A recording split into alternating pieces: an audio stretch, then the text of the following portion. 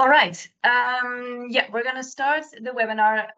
Welcome, everybody. Thank you for joining the Circular Food Systems Network webinars on indicators to measure circularity. So before we start, I have a few announcements to make. I am Flavia Kazu, co-chair of the Circular Food Systems Network, and together with my other co-chair Mirjam Spoelstra and team member Rianne van Zandbrink, we will be hosting the webinar. So I have a few practical announcements to make. What you can already do, you could go to menti.com and type in the code that you see here on the left part of the screen, so that later on you have everything already ready to answer our first question, because we're very curious to see who's with us in the room today and where you're all from. So this will be done a little bit later. So microphones are automatically turned off for this webinar. If you have any questions or comments, you can put them in the chat. Also for the presenters later on, you can ask your questions there, and this meeting will be recorded. So for those who are not yet familiar with the Circular Food Systems Network, we are a network under the Global Research Alliance on Agricultural Greenhouse Gases, and the network was founded in 2021 with the objective to contribute to food security with mitigation of greenhouse gas emissions by circularity across the entire agri-food system. And the focus of the network is mainly to bring together, develop and disseminate knowledge on circular food systems, but also mobilize agricultural scientists to explore circularity within their research and within different agricultural systems with a focus on greenhouse gas emission mitigation, and to provide policymakers with methodologies and system designs for a climate-smart circular food system that contributes to a sustainable agri-food system in the future. So today's webinar, we would like to start with telling you a little bit about the first white paper that will be published in the coming days through the Circular Food Systems Network. Then we have three presenters of research projects that were funded by the Circular Food Systems Network. I will introduce the speakers a little bit later on in this webinar. And we will end the webinar with a panel discussion wherein we explore a little bit further the developments and considerations on indicators to measure circularity. And here we are also very curious to hear your inputs, which you can give us through the chat and through Mentimeter. But first, we'd love to know who's in the room with us and where you're all from. So if you haven't already done, you can now go to menti.com. You type in the code that will appear, and the code is also seen in the chat. And you can ask or answer our first question. Which country are you from? Coming now. Okay, so here we can already see. We were very pleased to see that we had a lot of different people join us. So that's why we thought, okay, let's see where they're all from. I can see actually a lot of European countries, but also beyond, which is very good to see. And it's interesting that Ireland, France, Germany are popping up. Republic of Benin.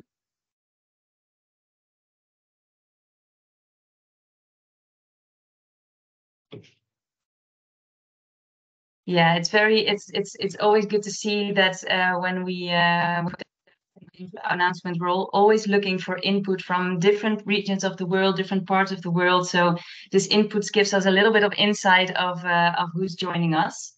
So thank you for that. I have to see how many. We are still waiting for inputs, but actually most of them have answered the question. So I will go to our next question, as we will save up the answers of this one. And that is, what comes to mind if you think of indicators for circular food systems? So anything, if you already have in mind an indicator that would be good for us to measure circularity, or maybe you have an association, or you think of concepts that link to this, we are very interested to see what you think of now, and how that could relate to the topics that we will discuss today and the indicators that we will discuss today, and see if we see similarities or actually different concepts. So here also things are coming in: cycling index, land use, nutrient recycling, recycling rate, feed food competition, recycled nitrogen flows, etc. So here we can already see quite something on recycling and cycling of nutrients, which is of course a very big topic within circular food systems. Feed food competition a few times, nitrogen flux feed food competition, improvement in soil health, livelihood, inclusiveness and regeneration. So here we also see some socioeconomic topics. All right, yeah, here I must say there's quite some linkages, which you will see a bit later on, to the topics and indicators that will be presented today. But I also see some new ones. So this is very interesting to see how your views are on indicators on circularity, and what maybe your views are on these after this webinar. So we will take these with us, and maybe see at the end how it might have changed when hearing the different presentations and topics discussed. All right, so the white paper that we will launch in a couple of days is called The Circular Food Systems Around the World, Exploring Concepts, Ideas and Opportunities. And the white paper gives an overview of the different ideas that exist on circularity in food systems around the world. And the basis of this white paper are 11 short communications that were written and submitted for the launch of the network in 2021. And all these short communications give a state-of-the-art research on how circular food systems can increase food security and mitigate greenhouse gas emissions. So in the white paper, we address how circular food systems differ from region to region, and what circularity in food systems mean in different parts of the world. We explore what are the opportunities for circular food systems, what are foreseen benefits of these systems for greenhouse gas mitigation, but also beyond greenhouse gases. What other benefits are there in circular food systems? What are possible trade-offs to take into account? And we pose the question, what next steps are to advance circularity in food systems, but also in research? What needs to be done to take these topics and themes to a next level? So what we've seen through these short communications is that circular food systems around the world can be achieved through traditional knowledge, new technologies, and improving or transforming current practices. So all these were found within these different short communications. And interestingly enough, we've seen that all case studies focused in one way or another on waste stream recycling. So not so much on the opportunities to reduce waste production, but more how can we recycle the waste that is produced and the nutrients, for instance, that are lost. Which is an interesting one for us that we addressed in the white paper, that when looking at circular food systems and how to develop these, how can we both look at reducing waste and reducing nutrient losses, and recycle the ones that we cannot stop. Let's say the waste production that is there, and how we can put it back into the system. So we saw that for the adoption of circular food systems, especially looking at these different regions in the world, we need strong transformations at different levels of the food systems. And we need awareness on socioeconomic and environmental benefits of circular food systems. And this is where the current research project come in, because these benefits of circular food systems can be highlighted by metrics like indicators to, for instance, show how these systems score on research and resource and energy use efficiency. So this is why the Circular Food Systems Network decided to fund multiple research projects that would focus on the development of indicators and metrics so that we could also measure circularity in these food systems. So this is why I would love to give the floor to our three presenters. First, I would like to introduce Carlos Bazao Allo, who is a researcher in sustainable land use at the Water and Food team of Wageningen Environmental Research. And he will present the first project that we funded through the network and how he's working on developing these indicators. So Carlos, if you want, the floor is yours. You can just share Thank your you, screen Flavia, and then mine goes. For the introduction. I will share my screen. Is that working? Yes. All right, great. So yes, I will be presenting our project entitled Circularity in Integrated Systems, Resource Recovery for Feed, Fuel, and Organic Fertilizer Self-Sufficiency in Ethiopia. Our project is coordinated by us, Wageningen Environmental Research, and as partners we have Wageningen Livestock Research and Stichting Wageningen Research in Ethiopia. And through SWR, we collaborate with two local universities in Ethiopia, Bahidar University, which coordinates our case study in South Ashafair, and Dima University, which coordinates our case study in Jera. Our project has a duration of 1 year. We started March this year, and we will end in February next year. We just recently had our midterm review, where we check the progress in our activities.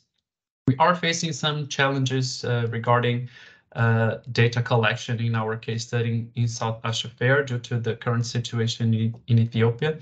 But other than that, most activities are on track, and we are ready to move on to the second half and last phase of the project.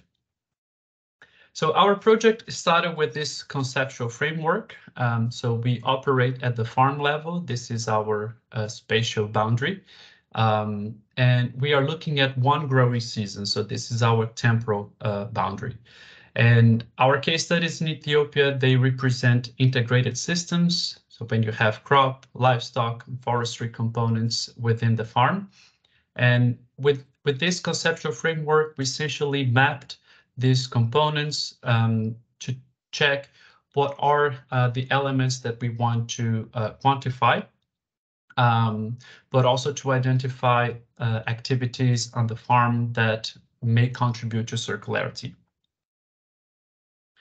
And our project is structured in 6 main tasks. So task 1, which runs across the duration of the project, is about the development of these indicators. We are essentially looking at the literature and what studies are suggesting in terms of domains and list of indicators to capture circularity at the farm level. So I'm very curious to see the results of the white paper. I think it will also be very helpful for us.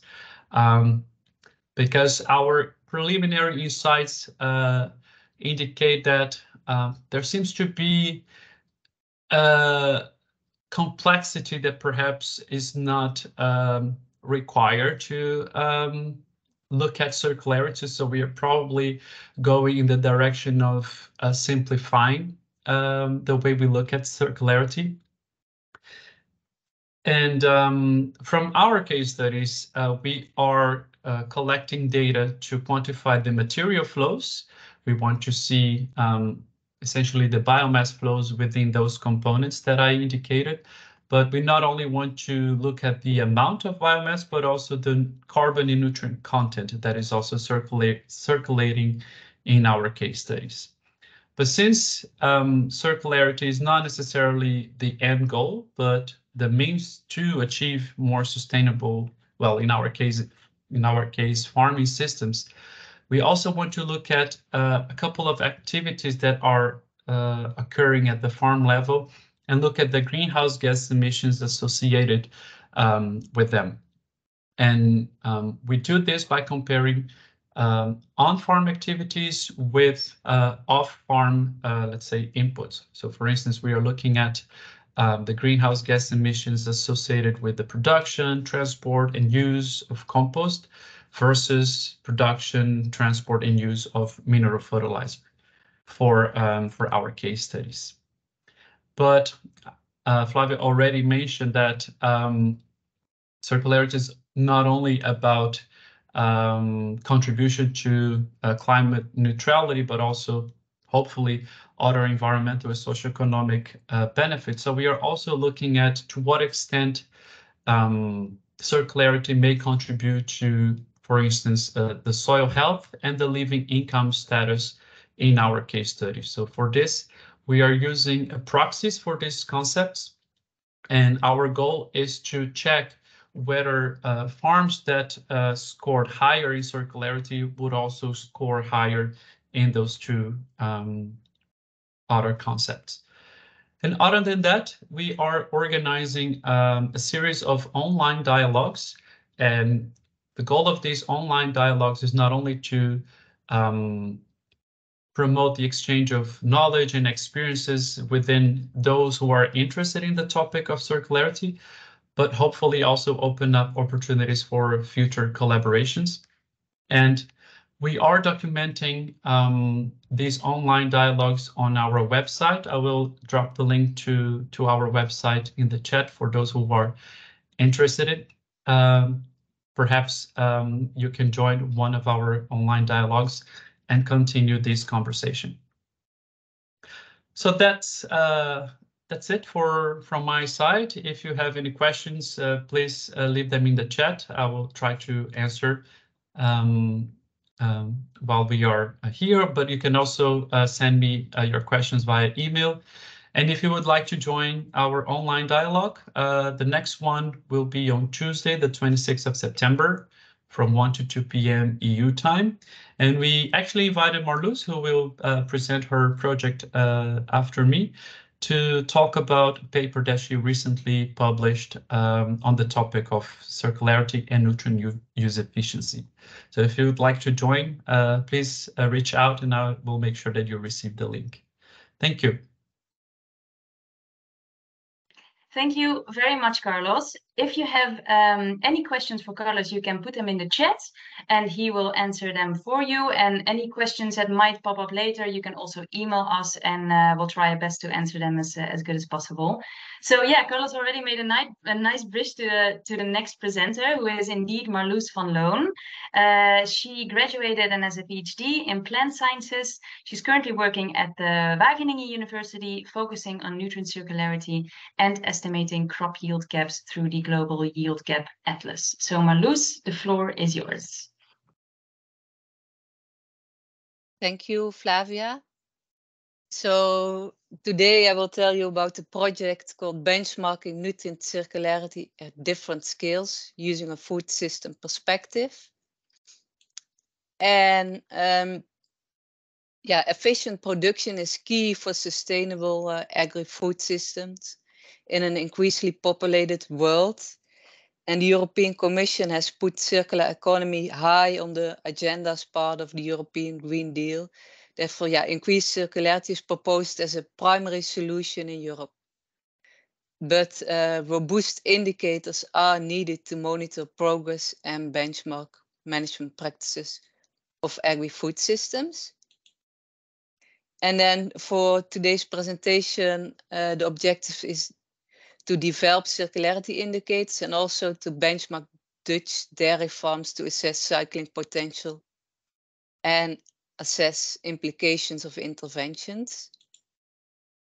The basis of this all is the article published in Agricultural Systems. So later you can find more details. I refer to the article. So here we have an example of a circular production system. You can think about a dairy farm, and then nutrients flow from the manure to the soil and then to the crop, and then the crop back to the cows. So we have cycling flow to the system, but also direct flow from input directly to the cows. And from the system, you have outputs, but you also have losses. And we developed indicators. So what already exists is what's normally being used is the output input. So nutrients in product output divided by all nutrients in the system's input. And what's new is then more the cycle count, which is how many times a single cohort of input passes through a full cycle before being dissipated. And also the use count, which is how many times a unit of fresh input passes through on average the use compartment. So in case of food systems, then the human consumer is the use compartment. And then use count can replace output input, as this system basically has no output. And we tested if these indicators work for 3 case studies. An arable farm, a dairy farm, and an agro-food system. And we found that analysis of these 3 case studies showed that nutrient cycling in these systems is limited. Yeah, you can see it here visualized with these donuts for nitrogen and phosphorus. Here the percentage of cycling compared to direct flow and losses. But nutrient cycling will depend on the type of agriculture production system. Here you have the different types, but also on the management practices used. And these are only for example systems to test. You can find more details in the article. But now for our project, because we only tested it for one system, now we are analyzing 27 farms across the Netherlands, for which we have from 2 to 70 years of data in the range of 2006 to 2022. And in total, we have 284 unique year and farm combinations. And then we found a whole range of values for cycle count, output input, and use count for nitrogen and phosphorus, so that we can benchmark these values. And the next step we are working on is to assess the influence of farm characteristics and management practice on nutrient cycling and food production. Here another result already. Here in this figure you see the output input ratio, and then this is sorted from low to high for each farm year combination, and then the part which did come from direct flow and which come from cycled flow. And this is then for nitrogen. And here we found that 32% of the output input ratio did come from cycling, but there was much more variation in the cycled flow compared to the direct flow. For phosphorus, we found similar pattern. 45% did come from cycling, and here also more variation in cycled flow compared to direct flow. And a next step will be to assess nutrient cycling, food production, and greenhouse gas emissions on farm and agri-food level, and the implication of different management practices, technologies, and farm configuration interventions. This is then specifically, we will quantify the impact of manure processing and feed import on nutrient circularity and greenhouse gas emissions at the food system level for both the Netherlands and Flanders. That was it. And if you have any questions, you can email me or put it in the chat and I will answer it. Thank you. Thanks a lot, Marloes, for this very interesting presentation, and interesting to see how you can apply this this metric and this way of assessing nutrient cycling. So again, yes, if you have any questions, you can put them in the chat, and we will also share a link to the article on this, as I gather it has been published. So so if we can, we will share this with you. So our next and last presenter is Vicky Burggraaf. She is a farm system scientist at Ag Research New Zealand, specializing in pasture-based livestock production systems and exploring the possibilities for New Zealand agriculture to contribute to a circular bioeconomy. So Vicky, the floor is yours. Thank you. Thank you.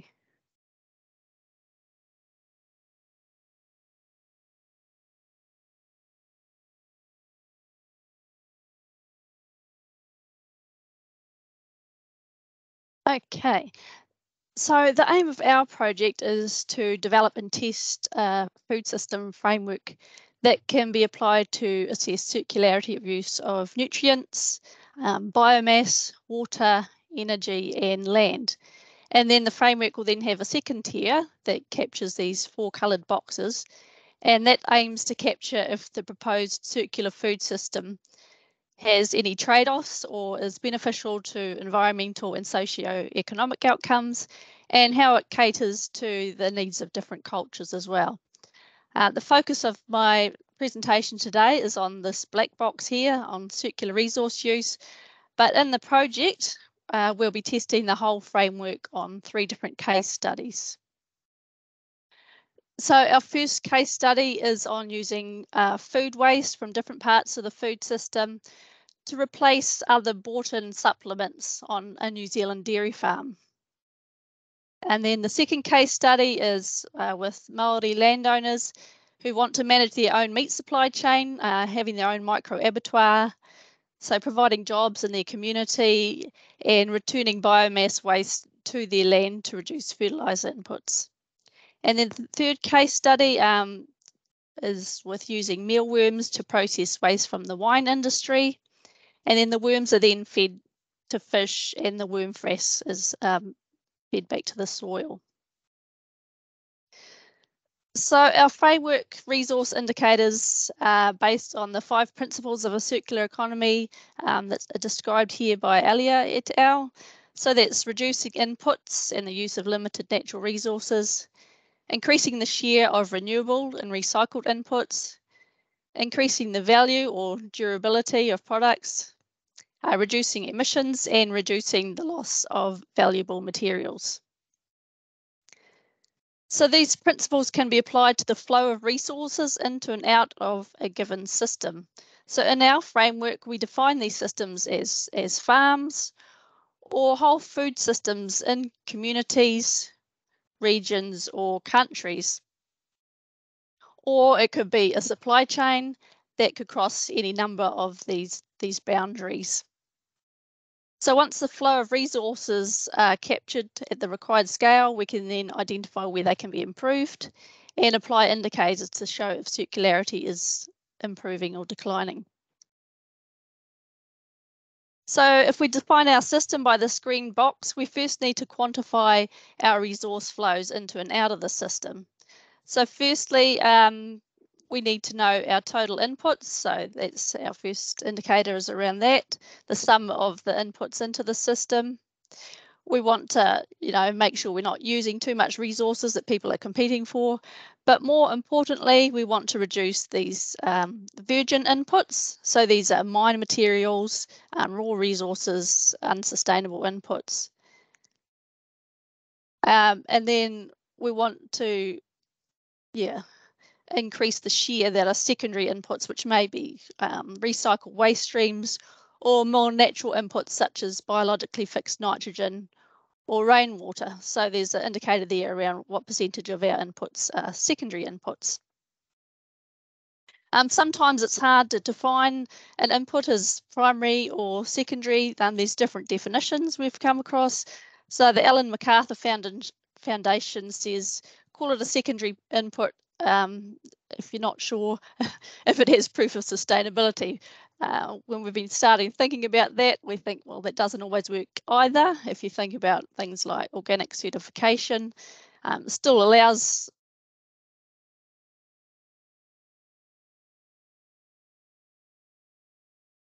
alternative approaches to use resource footprinting, which accounts for all the raw materials along the life cycle to produce that input. And then the fourth indicator is resource use efficiency, which is quite widely used already. So if we're minimising our inputs, we need to make sure we're not compromising on our product. So it's basically dividing our product by our total inputs.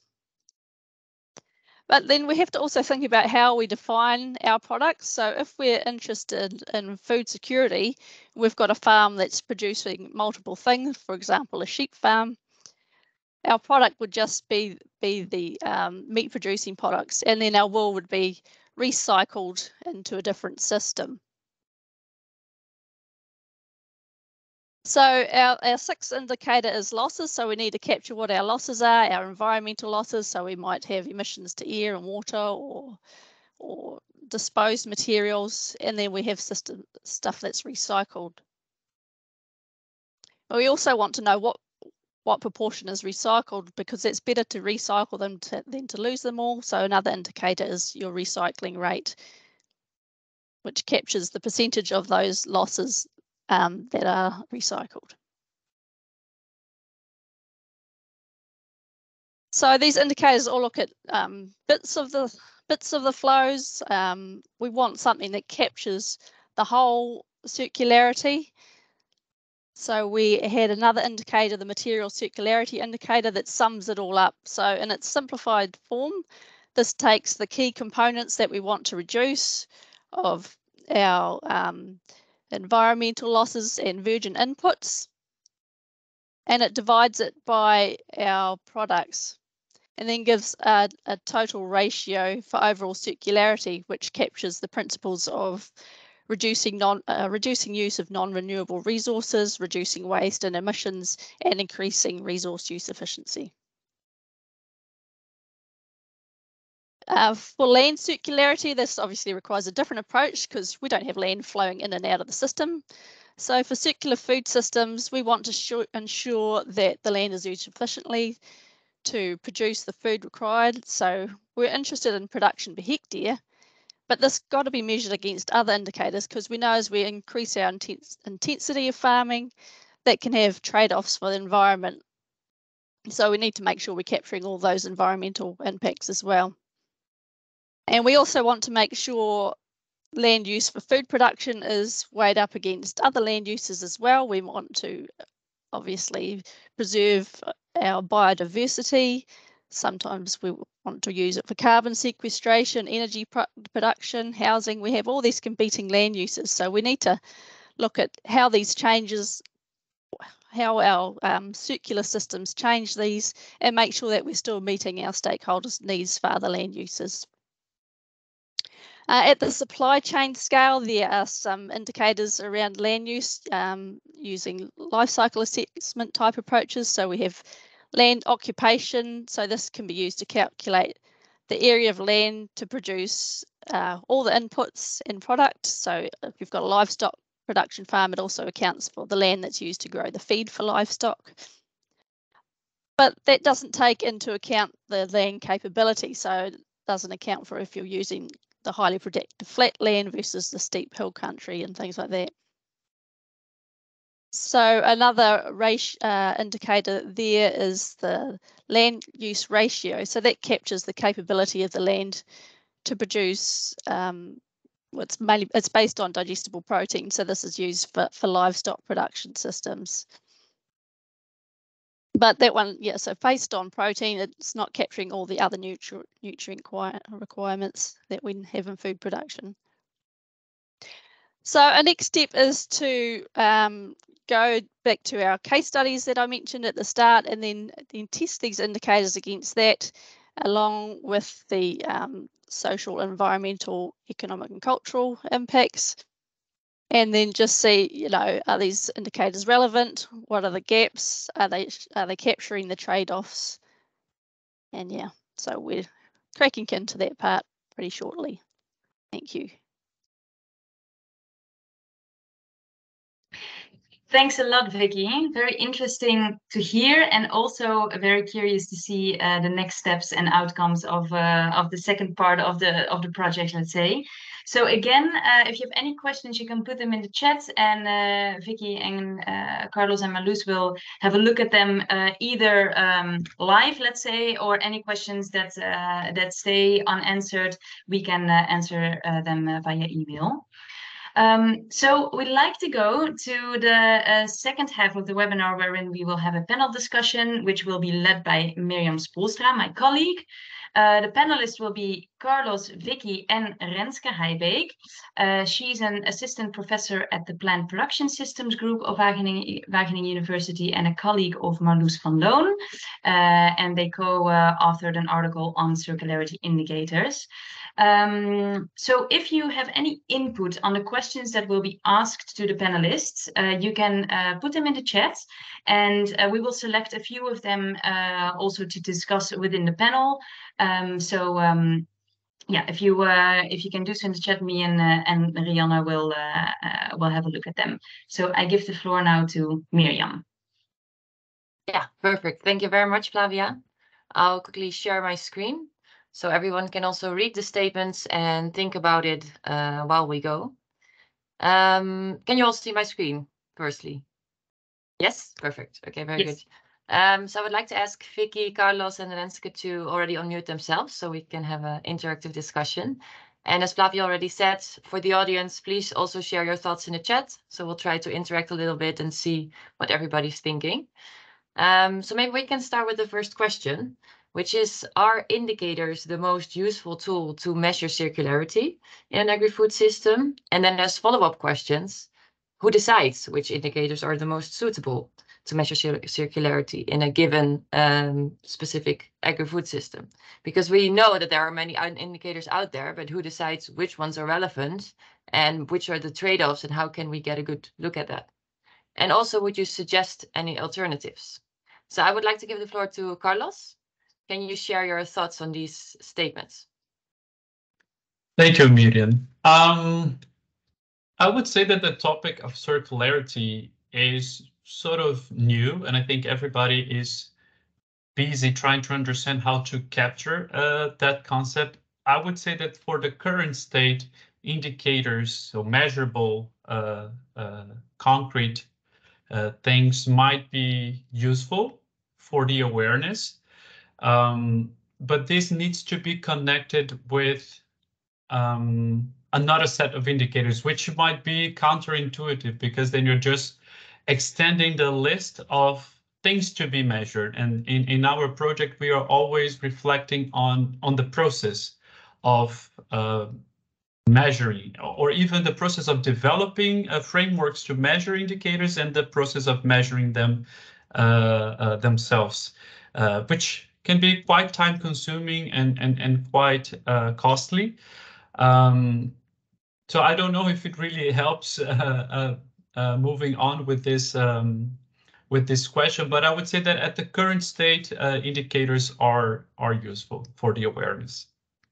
Okay, thank you, Carlos. Renske, can you maybe share what you're thinking about this? Yes. Hi, everyone. Thanks, of course, also that I can be here today and join the panel discussion. I'm indeed a colleague of Marloes. We work together. Yeah, I think in any case, if you want to measure anything, you need an indicator. So that's why, for sure, I think we need indicators anyway. And then which indicators, that's a bit challenging. For me, when I go out at the paper with Marloes, I thought for ourselves, trying to come up with multiple indicators actually on circularity or a framework, it really gained insight also, like where can you reduce your losses and how can you increase the nutrient cycling, and also do that at different levels. Then if you also want to do that, for example, in practice as a government or as a farmer, I'm not sure. I think I'm not actually, to the second question, I think my question is, I'm not sure who decides. So it would not be me, at least as a researcher, I think. Good. Vicky, do you have any thoughts on who needs to decide which indicators are relevant? I guess it depends on the goal of what you're trying to measure. If it's a government level, or is it a producer that's wanting to show their own sustainability?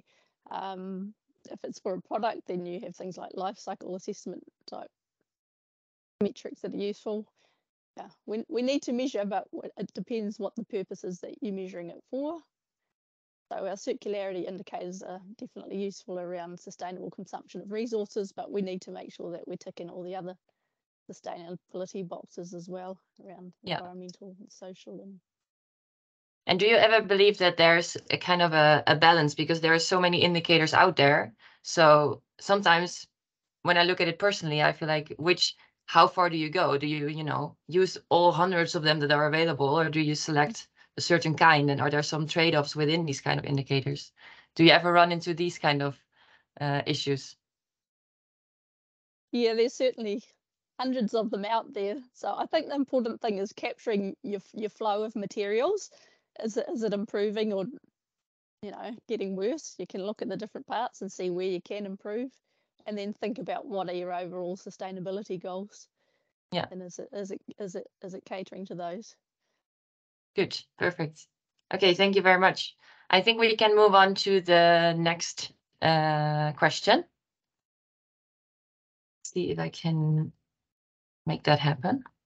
I have too many screens open, so sometimes it's a bit difficult. Okay, you can see the follow-up question. Do we need to measure circularity? We kind of already discussed it a little bit, but should we focus on circularity or these indicators that much, or should we focus on a more broader concept? So Renske, how do you feel about that? Yeah, I guess it relates a little bit to the trade-offs. I definitely think circularity is a means to an end, which should be sustainability maybe, or staying within the planetary boundaries. And the risk of circularity indicators is also, I think, that you're focusing on the current system, as we are doing at the Dutch dairy farms, and that maybe you're not allowing yourself to think about more radical changes. So, for example, producing something completely different or consuming something completely different. So more at the food systems level.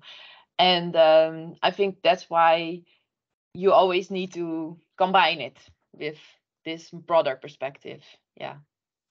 Okay, good. Interesting thoughts. Carlos, maybe you can add to that.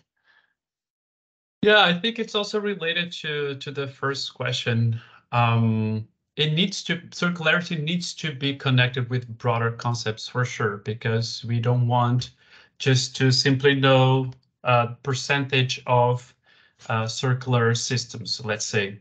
But again, if we look at these other broader concepts, food systems, or even not necessarily broader, but more specific ones like soil health or regenerative agriculture, I think we're sort of entering an era of indicators for all these concepts.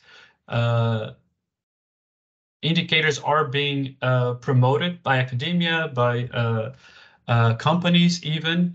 And at some point, we will definitely need an open dialogue to align these frameworks, because what's the point of measuring a long list of indicators if at the end of the day we are not necessarily changing our practices, or most importantly, the outcomes are not there? And I think in all these broader concepts, including circularity, perhaps a focus on the outcomes. What do we want from circularity? And perhaps use that as the starting point for developing indicators might be a way to go. Interesting. So basically you're saying that instead of only measuring things, we always also have need to have a direction. Where do we want to go? So we don't only spend all of our time measuring and looking at these indicators, but also actually achieving our goals and moving towards more circular food systems. Yeah. Nice. Vicky, do you have any thoughts that you want to share?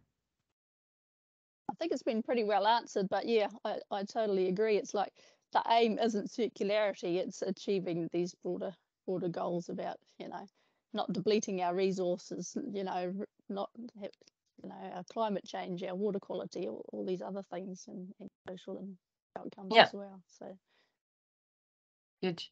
I can see we also have a question from the chat coming in. We have a question that was asked by Kilian Cherry, and he asked, can't we have different indicators for different audiences or different goals? Vicky, how do you feel about that? That's certainly what I'm finding. So just starting to think about the case studies, that's how we're going. Who's the stakeholders involved and what are their goals? And then going to our whole framework, okay, which indicator fits to those goals? So that's kind of the approach we're going to be taking with our case studies. Yeah, interesting. And do you also believe that depending on the audience, do the indicators change a lot, or? Yeah, I guess it depends. Because there's different things that you might be wanting to do. You might be wanting to meet regulations, or you might be wanting to market something to a consumer. There are all these risks of people just cherry picking something that suits them and makes them look good. So yeah, we just got to be really careful about. Yeah, so there's also some risks promoting different indicators. Yeah.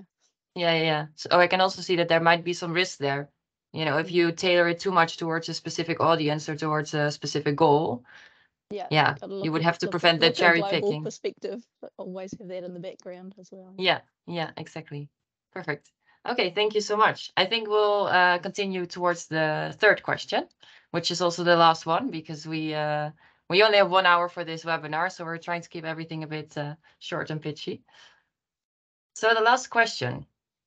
Should focus within research on circular food systems be on the development of indicators in the coming years, or should we focus on something else? Renske, what do you think?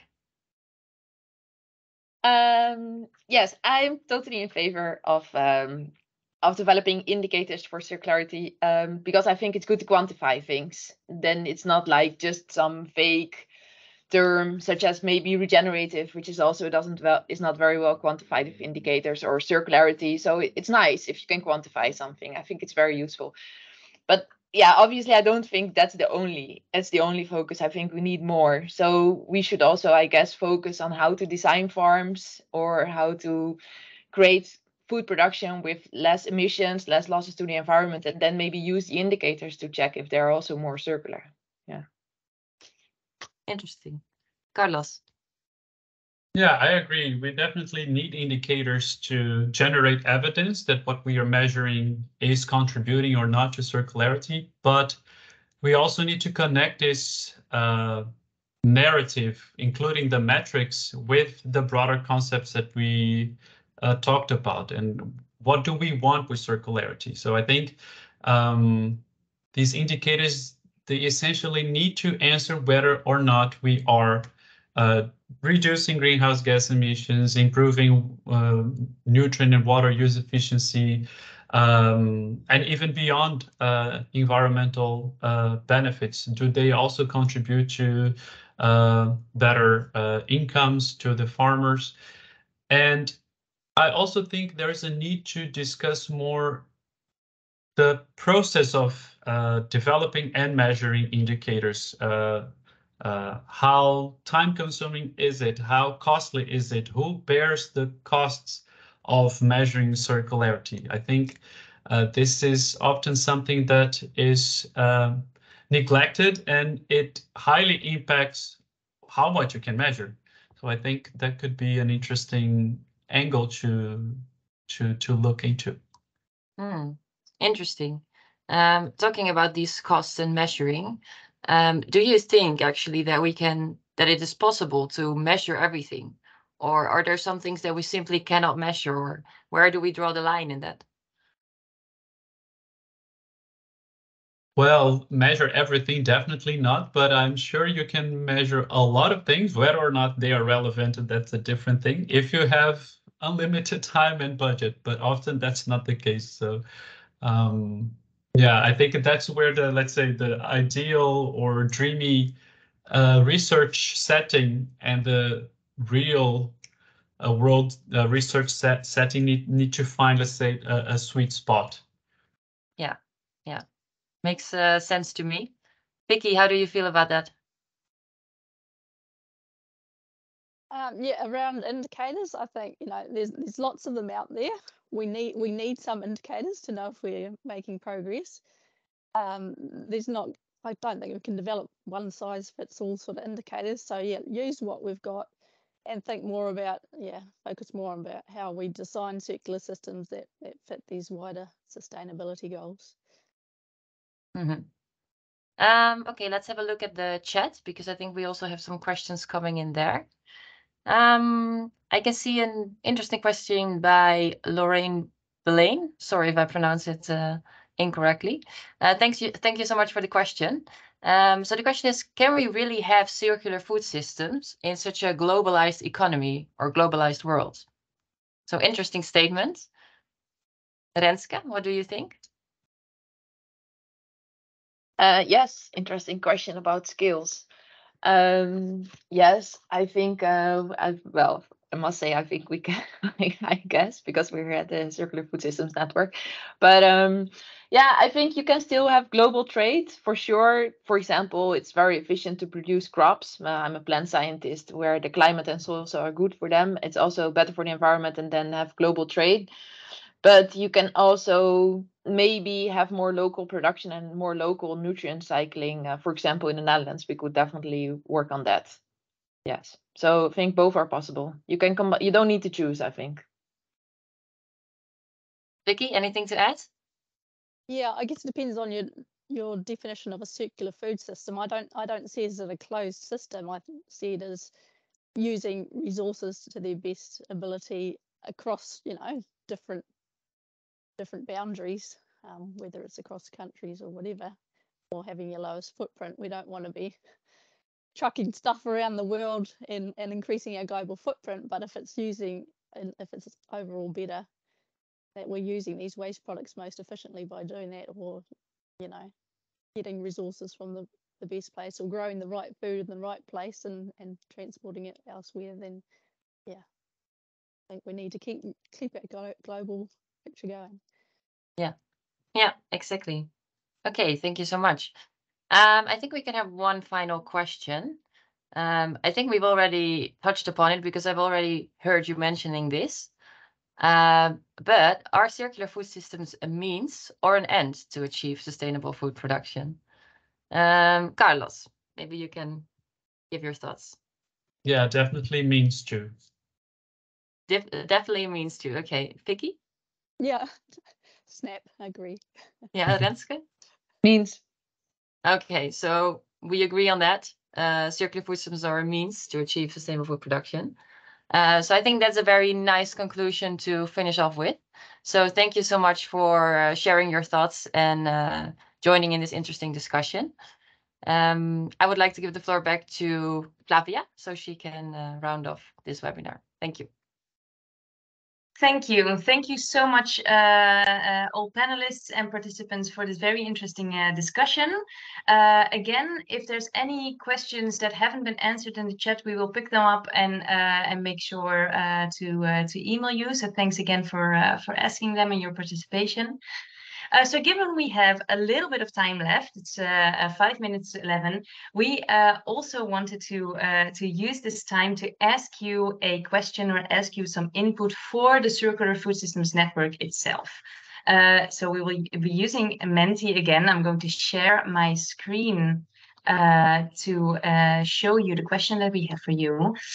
Because as mentioned before, you can already you can see here menti.com and use the same code as before.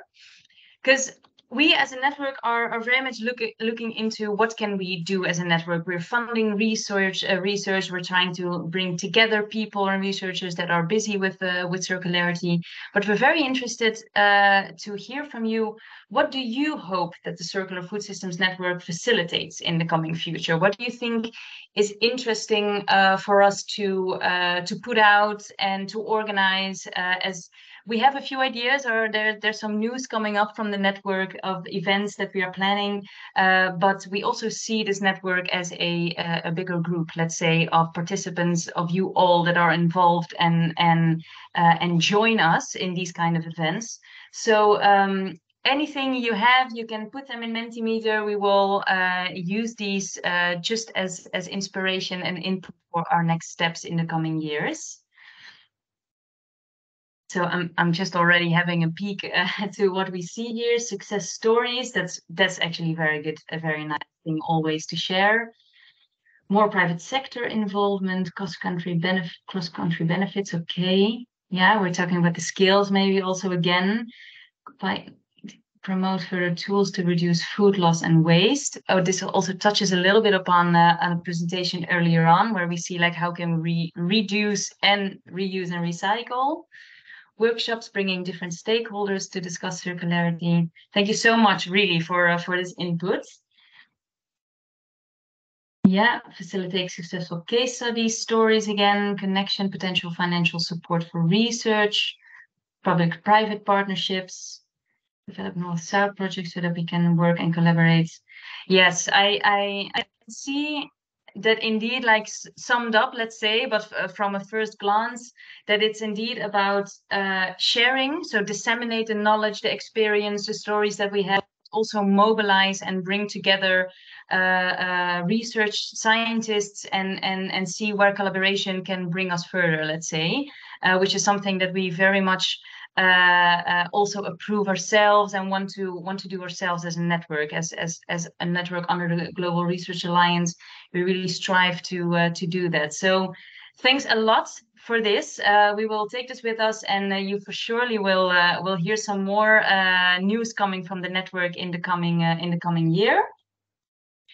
So with this, I would like to thank you all again, also from Miriam and Rianne. Once we have the white paper published, we will share with you a link to the publication, a link to all the presentation slides, which will be published on our website, and we will share with you the recording of this webinar.